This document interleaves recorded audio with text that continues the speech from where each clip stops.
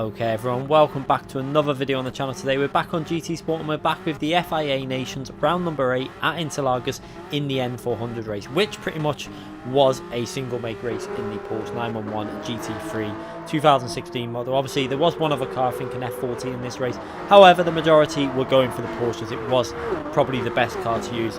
Now this was my first attempt at this race in terms of putting tyre wear on and fuel. We had done no warm-up. We went into this race very much with no practice. We did a bit of time trial a few hours before this started and then jumped on, I think we streamed it live about 20 minutes before the race started. You see, we managed to qualify in P11. Not an amazing qualifying, but this race was a very high strength field. You can see there was TRL Lightning, TRL Manuel Rodri, TRL Org, all in this race. I think just over 3Ks was for the winner of this race, so a very strong field in this race. So qualifying P11 with no practice and no warm-up, I was actually quite happy with. We've got ERT Legner right behind us, a very fast driver as well, pushing very hard. And at this point we were running -3 brake bias. I think if you go on the live stream you might be able to see it. We were running -3 brake bias, so I think if I was to do this race again I would have gone more towards the front, but obviously this was the last slot of the day, so this was the only chance I had to pretty much learn and get used to the settings and try and work it out as I was driving. You can see staying very close to the car in front. Now this race did have a big issue in my opinion, and it was that Polyphony put the wrong settings on. If I'm brutally honest, this was very hard to overtake. You can ask a lot of people in these races in the top split, because the slipstream was on weak. What you tend to find is when you're about 8 tenths behind, you get a stronger slipstream than when you were 3 tenths behind. So what it tended to do was bunch the cars, just keep bunching the cars up, and because everyone was picking up a slipstream, because when it's on weak, the slipstream actually goes to about 1.4 seconds, I think 1.3, something like that, when you're behind the car in front. So you pick it up from quite a long way back. So what you have is P1 getting no slipstream, and then everyone else behind just getting gradually stronger slipstream. So what you find is that it bunches up the field very closely together, and when you've got a field of top drivers like there are in this race, you know, pretty much 20 drivers that are near enough over 70k in terms of driver rating, and they don't make many mistakes, you will find that in general the field will just stay very static. It is very hard to make a pass, especially in these road cars where you can't brake very late, because the braking on these cars, if you brake a little bit late, you completely miss the corner. Basically, you've got to be very careful on the throttle and obviously on the brakes, as you see there, going through these very twisty corners. Now this is the real technical section, and we were actually quite strong through this section. I quite like this section. I think -3 brake bias was actually helping me rotate the rear a bit up through these corners. However, -3 was possibly using a little bit more wear on the tyres for my driving style. In general, I think I should have gone -5 and just took all the wear out the fronts, because when you've got -5 you tend to wear more front tyre wear out, and you save the rears in terms of their wear. And I think since the update that was about two updates ago, where they changed the physics, I think brake bias is even more important now than it's ever been, because it really has an effect on the way the tyres are wearing out. I've learnt this today doing the daily race C at the Fuji track in Group 2. I've managed to get my time quite a lot lower by messing with the brake bias on the car and changing it around and seeing that it affects the tyre wear on the fronts, you know, in different ways. So it's really interesting to see how this is now coming into play. So I think brake bias is very important to get the ideal brake bias for your car. You've got to take into account, is it going to wear out the fronts more? So is it a front limited track or a rear limited track? And obviously if it's a rear limited track, then you're going to have to move the brake bias around compared to if it's a front limited track. And obviously if your car is, depending on what drivetrain your car is, that's where it's really going to come into play, I think, with this brake bias. But we're still learning, we're picking it up now, and I think hopefully this will sort out some of the issues I've had with tyre wear. Also, I've made another adjustment on my steering wheel since these races. I'm not using the T-GT mode anymore. I don't like it. I'm going to be brutally honest. I find that it creates more understeer for me. I've started to use the T-GT in the other mode, which is for when you're on the PC or playing on other games on the PS4, so like Project Cars 2 and stuff. And I actually prefer it in the other mode. It feels like I get less understeer, and I'm starting to feel like I'm getting some speed back. We've been practicing today and actually knocked some considerable amount of time off our overall race pace in the Group 2 car, and we've actually got a very quite a sweaty race where Igor Fraga was in the race, starting from P20. Now this guy is next level. I mean, I don't think there's anything between him and Lightning, and to have someone like that chasing you down when you were starting from P1 and he started from the back of the grid, and when you see how fast this guy is, it's insane. I'm looking forward. I will upload these races probably tomorrow with the strategy guide that I'm going to give out for that daily race C, because I think I've got the strategy sorted for that. But this race, you can see, extremely static, not much going on. This is what I'm talking about with these settings. One thing you will see though is P1 was only 5 seconds up the field from myself in P11, so we have got 11 cars separated by under half a second, you know, from each car. It's insane. This is why these settings are a little bit silly in my view for FIA. I think they need to think about stuff a little bit more. I don't know whether it was this track that kind of encouraged it, because you've got the long straight that just groups everyone back up from obviously the last corner all the way into turn 1. It seemed to group everyone back up. You can see there in P1, TRL Org leading the pack. I think TRL Lightning was in P4 at this point, just behind Manuel Rodri there. So a very close field. You can see, look how close it is when we go through these corners now.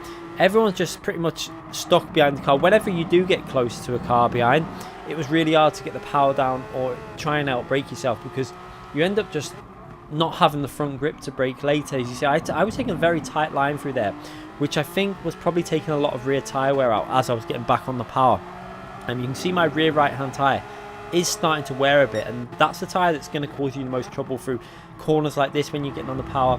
And obviously after going through the centre S, the long left hander there, that can really affect the tyre wear through there as well. And they're the type of corners that you're going to start having trouble with in terms of traction and losing the rear as you're putting the power down. So it'll be interesting as we watch this race progress. We're coming up to the start of lap 5, so past halfway in the race, and you can see that rear right hand tyre is starting to look a little bit worse for wear. It's not terrible obviously at this stage. We're managing to hold the pace, which was actually quite surprising for me, because like I said at the start of the video, we had done no warm-up for this. We had done a little bit of time trial, no practice in terms of tyre wear or fuel, nothing like that. We had no idea how the fuel was going to affect the car, and we weren't really fully up to speed either in terms of the time trial. We just managed to get our time reasonable, and I mean, Interlagos is quite an easy track to learn. However, in terms of strategy and getting the brake bias sorted, I think that's something that obviously we would have been if we would have done a few warm-up races the day before like we normally had in the past. If we had done something like that, we might have had a bit of an idea of how to run this race a little bit better. Obviously, if we would have had more attempts at this race, obviously with the new system now, there's only 3 races in both the nations and manufacturer.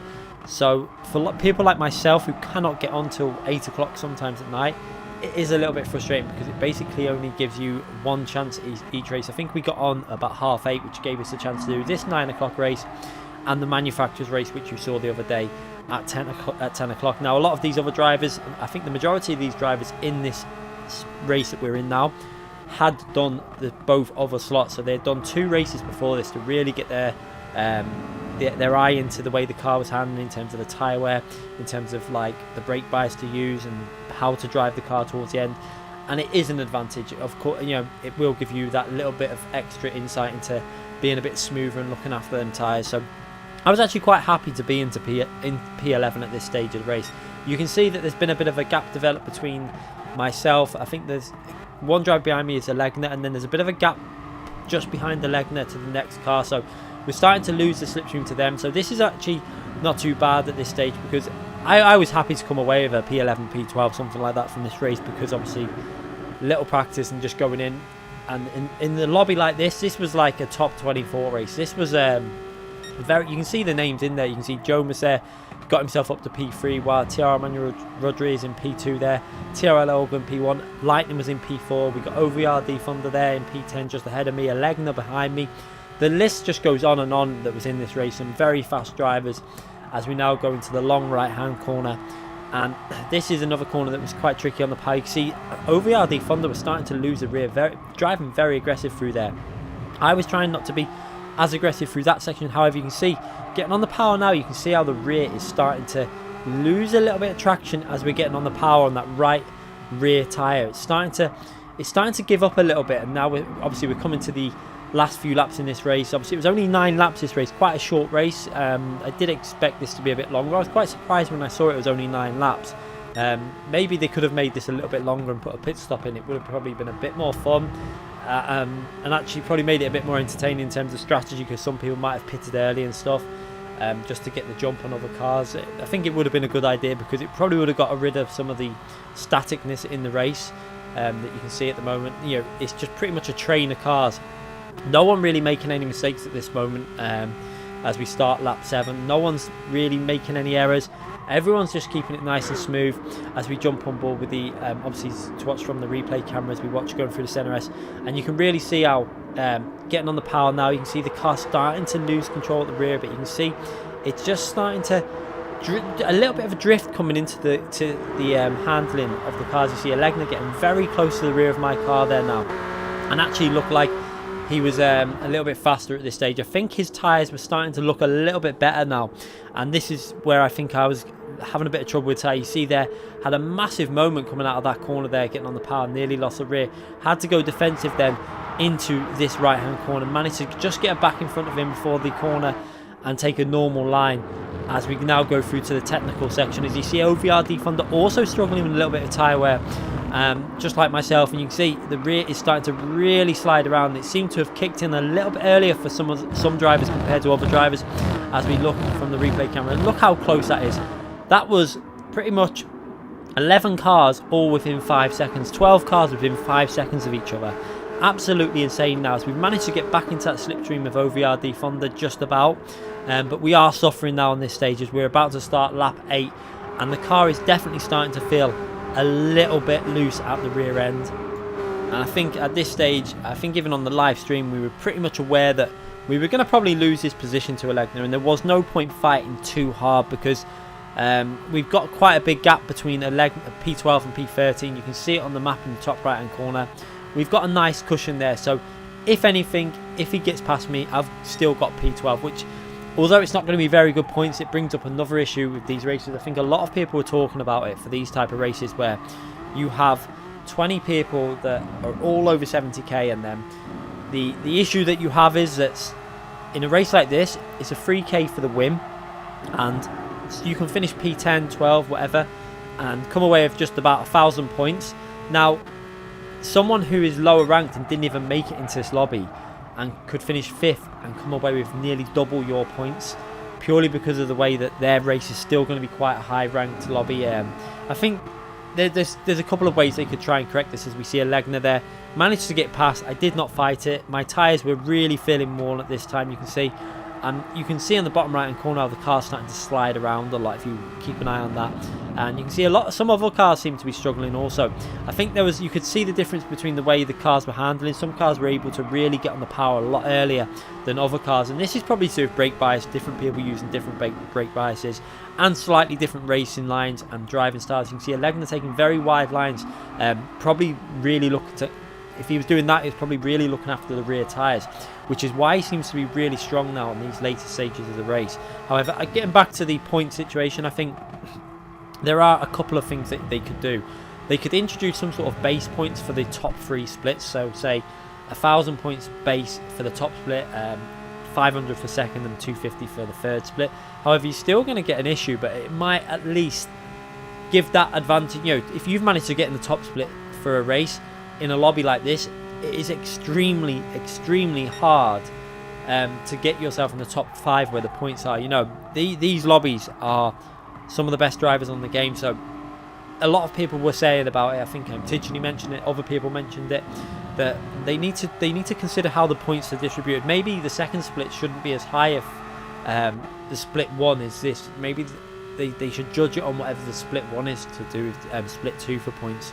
It's a hard situation, obviously, because there is drivers that were in the split 2 that could have still finished in P3, 2, P2, P1 and stuff, even in them.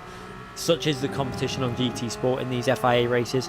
However, in general, what you will find is the top splits have the best drivers in. So really, you should be giving the best points to the best drivers, and that's what a lot of people were saying when I've watched back some of the streams and was watching other people streaming the game. However, you can see coming through this last lap now, you can see how much we're struggling. We're just losing the rear on every corner.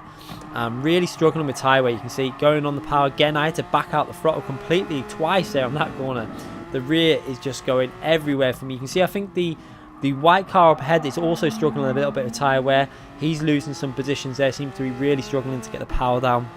So like myself, maybe not the correct brake bias. I did actually, at the end of this race, on the replay, I did actually have a little look at people with different tyre wears, and it was really interesting to see that a lot of people had more front tyre wear than me, less rear. So they had obviously gone more front bias than what I did, some drivers, and maybe different lines, obviously deliberately taking wider lines and being gentle on the throttle to look after the rears.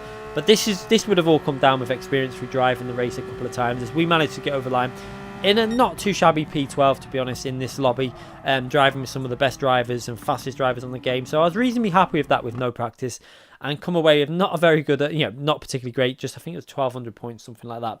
And we've only done 3 races in this FIA season in Nations, so that shows you I haven't really been concentrating too much on FIA this season.